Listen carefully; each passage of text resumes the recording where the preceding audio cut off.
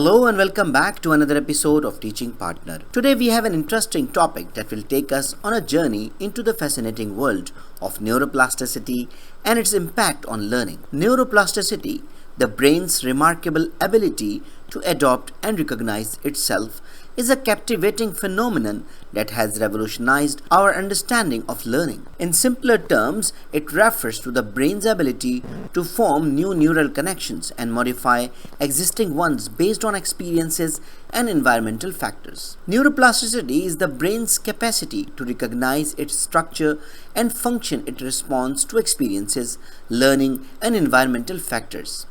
When we learn new things or engage in certain activities, the connection between neurons in our brain can be strengthened. New connections can be formed and existing connection can be modified. This flexibility allows the brain to adapt, learn, and recover from injuries or changes. Neuroplasticity plays a crucial role in various aspects of learning: memory, skill development, and recovery from brain-related conditions. Let's talk about the practical application of neuroplasticity. The practical applications of neuroplasticity are boundless.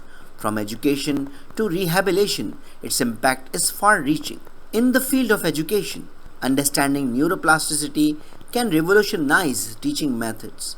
By tailoring instructional techniques that stimulate the brain's plasticity, educators can create optimal learning environments and maximize students' potential.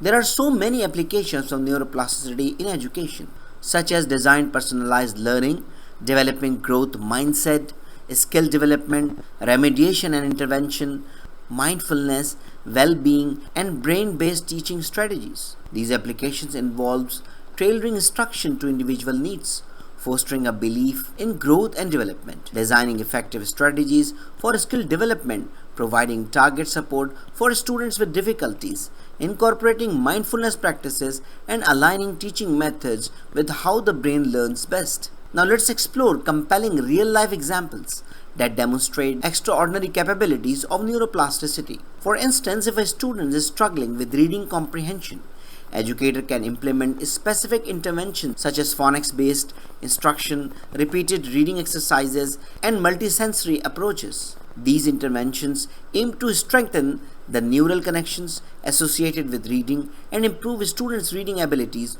over time. Through consistent practice and targeted instructions, the brain can recognize itself and create new connections that support improved reading comprehension skills. This is a practical application of neuroplasticity in education, where educators leverage the brain's ability to adapt and change to support students' learning and academic success.